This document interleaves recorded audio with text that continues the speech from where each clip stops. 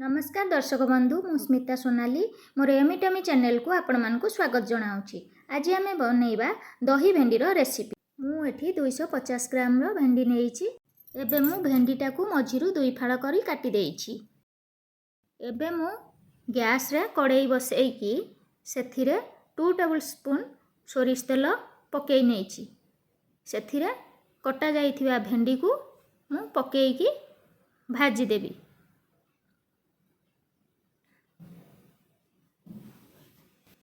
भेंडी टिके भल भाव में भाजी हो गले से हाफ टी स्पून हल्दी गुंड, हाफ टी स्पून लंका गुंड आउ स्वाद अनुसार लुण पकाई भल भाव में भाजी दबा। एबे मु भेंडी को घोड़े की सिझिबा पाई 2 मिनिट छाड़ीदेवी।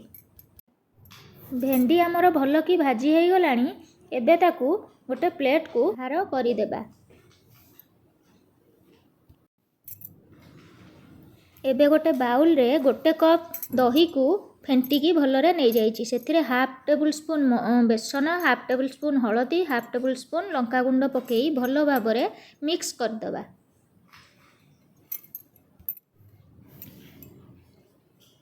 वर्तमान सेई कड़ाई रे मु गोटे चमच सोरिष तेल पकई नेइछि। तेल टिके ताती गले सेथिरे 2टा सुखिला लंका, गोटे चमच पंचफुटण, गोटे चमच भृषंग पत्र पकईकी ताकू भल भाव में भाजी नेइछि।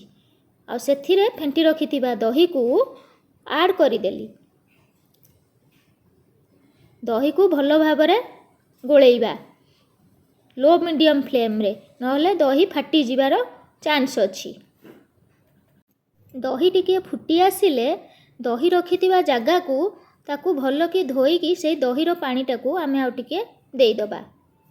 वर्तमान दही आमर भल से फुटी गलानी। सेथिरे भाजी रखिथिबा भेंडी को मु पकई देली आउ ताकू टिके भल की गोलेई देली। भेंडीटा टिके फुटी आसिले मु स्वाद अनुसार हाफ चामच लुण पकई देकी गोलेई देली। सेथिरे 2टा कंचा लंका पकई देइछि। आपण चाहिले राग कम बेसी भी करि परिबे। एबे आमर दही भेंडी रेडी हो जाइछि। गैस रो फ्लेम को बंद कर दबा आ गोटे सर्विंग बाउल ले गरमा गरम दही भेंडी सर्व कर दबा। रेसिपीटा घरे निश्चय बनाइबे आ कमेंट बॉक्स रे मते जणाइबे। मोर एमतिया डिलीशियस रेसिपी देखिया पाई मो चैनल को सब्सक्राइब करिबा को भूलिबेनी। रहुछि, धन्यवाद।